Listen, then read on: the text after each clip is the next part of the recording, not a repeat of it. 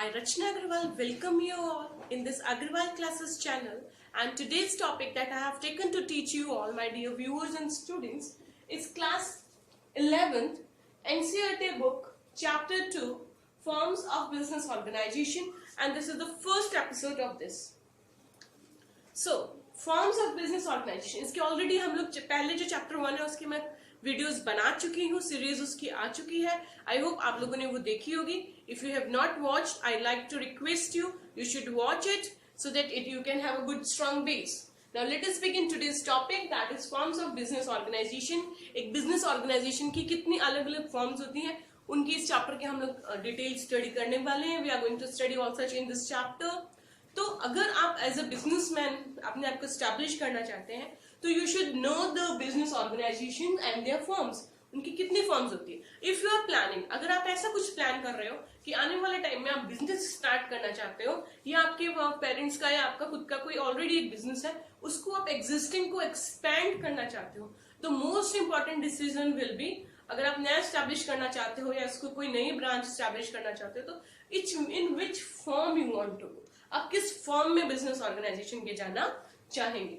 तो जो most appropriate form होती है वो हमें डिसाइड करनी पड़ती है. हमें हर चीज के प्लस और माइनस देखने पड़ते हैं, उसको तोलना पड़ता है, weighing them with the advantages and disadvantages. Her form की उसकी अपनी रिक्वायरमेंट्स होती हैं, अपने एडवांटेजेस होते हैं, डिसएडवांटेजेस होते हैं, उनकी कंपैरेटिव हमको स्टडी करनी पड़ती है, डिटेल स्टडी करनी पड़ती है. Then only we can conclude कि हमें कौन से फॉर्म ऑफ बिजनेस ऑर्गेनाइजेशन में जाना चाहिए. So there are various forms of business organization. Basically, they are classified into 5 parts. Number 1 is sole proprietorship. Number 2 is joint Hindu family business. Number 3 is partnership. Number 4 is cooperative societies. And number 5 is joint Hindu family business.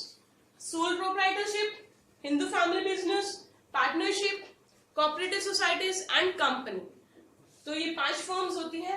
तो ये जो basically video है, we are going to discuss the first point, sole proprietorship. Joint Hindu का अलग आपके लिए video आने वाला है, पार्टनरशिप का अलग आएगा, कोऑपरेटिव सोसाइटीज का अलग और ज्वाइंट स्टॉक कंपनीज का अलग. सो दीज 5 का अलग अलग आने वाला है. Very first of all today I am going to include in this topic is sole proprietorship. सबसे पहले हम सोल प्रोप्राइटरशिप से शुरू करेंगे. It is one of the simple form of business organisation. आपको ये आसपास की शॉप्स जो मिल जाएंगी उनको आप देख सकते हैं. They are the form of simplest form of organisation. ये बहुत ज्यादा कॉम्प्लेक्स नहीं होता है.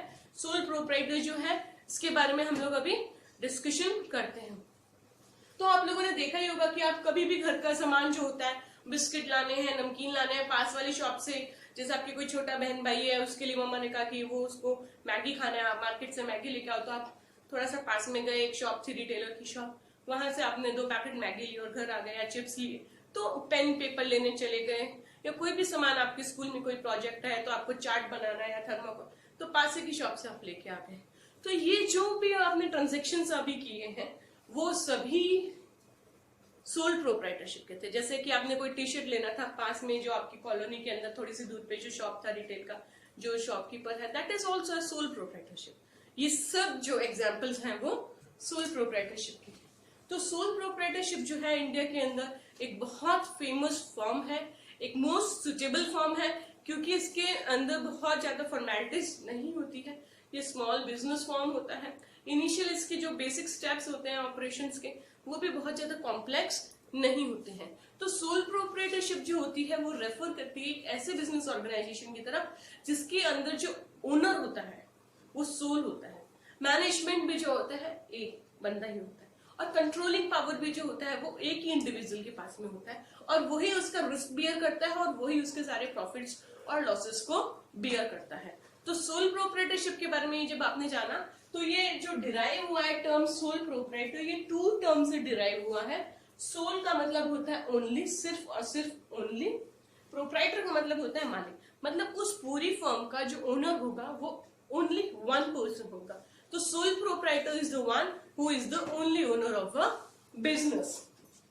तो अब इसके बाद में हम लोग इसके बारे में जानते हैं कि जितने भी रिटेल शॉप्स के मैंने आपके बताया, चाहे वो आपके रिटेलर टी शर्ट शॉप वाला हो, चाहे ब्यूटी पार्लर्स हो, चाहे ग्रोसरी वाला हो, स्मॉल स्केल एक्टिविटीज जो होती है रिटेल शॉप्स के एग्जांपल्स होते हैं, चाहे वो हेयर सैलून वाला, all these are the examples of sole proprietorship. Now let us come to know, after knowing introduction and meaning of it, the part comes definition. Definition जो है वो J.L. Henson की मैंने यहाँ मेंशन की है.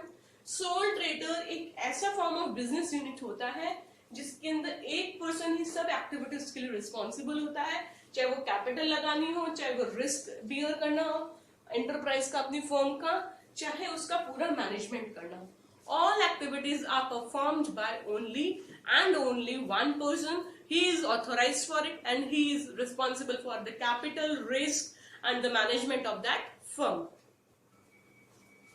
Second जो definition mentioned है वो है कि the individual proprietorship is the form of business organization at the head of which stands an individual as one who is responsible, who directs its operations and alone runs the risk of failure. This is the definition given by L.H. Henne.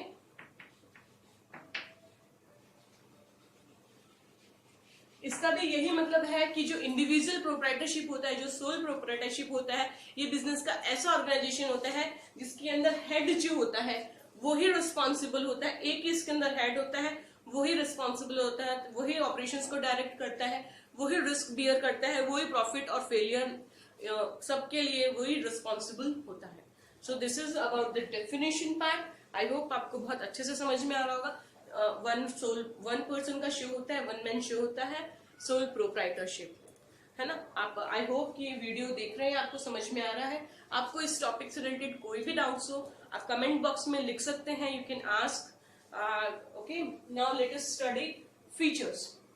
इसके जो characteristics होते हैं sole proprietorship के, जो भी features होते हैं organisation के, वो कुछ इस तरीके से. Number 1 is formation and closure. इसका फॉर्मेशन जो होता है सोल प्रोप्राइटरशिप, इसका मतलब सोल प्रोप्राइटरशिप जो फॉर्मेशन होता है इट्स क्वाइट इजी. इसके अंदर बहुत ज्यादा फॉर्मेलिटीज नहीं होती. इसके लिए कोई अलग से लॉ आपको स्टडी करने की जरूरत नहीं है. सोल प्रोप्राइटरशिप के लिए बहुत सारे कोई एक्सेप्शनल लॉज नहीं बने हुए. कोई थोड़ी बहुत लीगल फॉर्मेलिटीज होती है एक सोल प्रोप्राइटरशिप बिजनेस को बिगिन करने के लिए. तो आप कुछ केसेस में ही सिर्फ आपको लाइसेंस लेने की जरूरत पड़ती है, अदरवाइज नहीं. और इसी तरीके से जिस तरीके से इसका फॉर्मेशन ईजी है वैसे ही इसका क्लोजर भी ईजी है. इसके लिए बहुत ज्यादा फॉर्मेलिटीज नहीं होती है, चाहे कोई भी फर्म हो. कुछ सिर्फ मैंने जैसा कि आपको बताया, कुछ जो सोल प्रोप्राइटरशिप्स होती हैं उनके अंदर लाइसेंस की जरूरत होती है. Then comes the next one is liability. Liability क्या होता है माय डियर स्टूडेंट्स? लायबिलिटी वो होता है जो आपको पे करना पड़ता है at the time of dissolution. अगर आपका फर्म इंसॉल्वेंट डिक्लेयर हो जाता है या दिवालिया उसको जिसको हम हिंदी में कहते हैं, ऐसा कुछ हो जाता है, तो उसका पे ऑफ करना जो होता है उसको हम लोग लायबिलिटी बोलते हैं. तो सोल प्रोप्राइटरशिप के अंदर एक इंपॉर्टेंट फीचर है कि इसके अंदर जो लायबिलिटी होती है ना वो अनलिमिटेड होती है.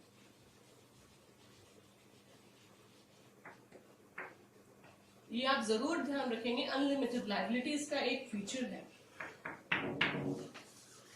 क्योंकि इसके अंदर सिर्फ एक ही पर्सन रिस्पॉन्सिबल होता है. ऑर्गेनाइजेशन के अंदर जितने भी उसने डेब्ट्स लिए हुए हैं, जितने भी एसेट्स हैं, उन सब के लिए वही रिस्पॉन्सिबल होता है. अगर इन केस उसने जो डेब्ट्स ले रखे हैं और उसके बिजनेस के जो एसेट्स हैं उनको सेल आउट करके भी अगर पेमेंट नहीं हो पाती है, if is unable to meet all the debts, तो क्या होगा? तो ये होता है अनलिमिटेड लायबिलिटी का मतलब. ध्यान से सुनिएगा, मैं मतलब बता रही हूँ कि जो ओनर की दुकान के अलावा जो पर्सनल प्रॉपर्टी है वो भी सेल की जा सकती है टू पे दोज डेब्ट. फॉर एग्जाम्पल से समझिएगा कि मिस्टर ए एक फर्म चलाते हैं, एक सोल प्रोप्राइटर है, और उन्होंने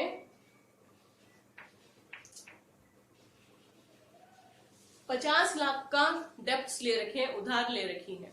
अब उनका बिजनेस लॉस में गया.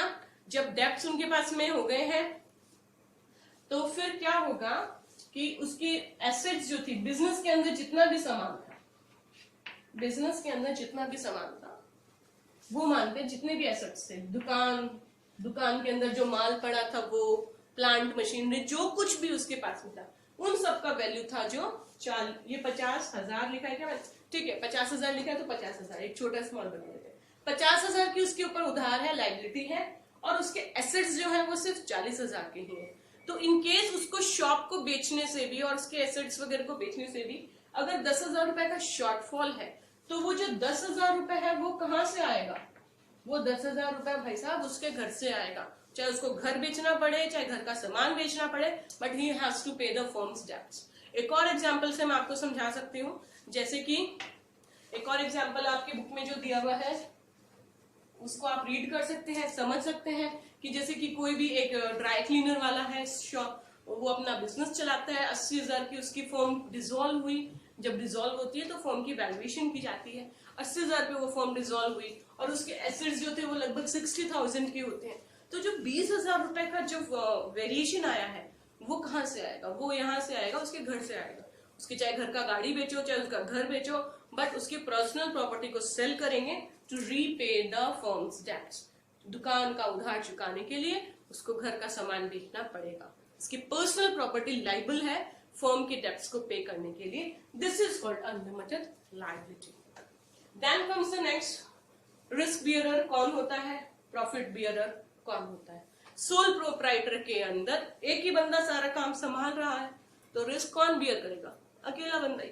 अगर उसको प्रॉफिट ज्यादा है तो उसका है, प्रॉफिट कम है तो भी उसका है, रिस्क ज्यादा है तो रिस्क भी उसका है, और रिस्क कम है तो भी उसका है। तो failure of the business, success of the business, all are born by a single person.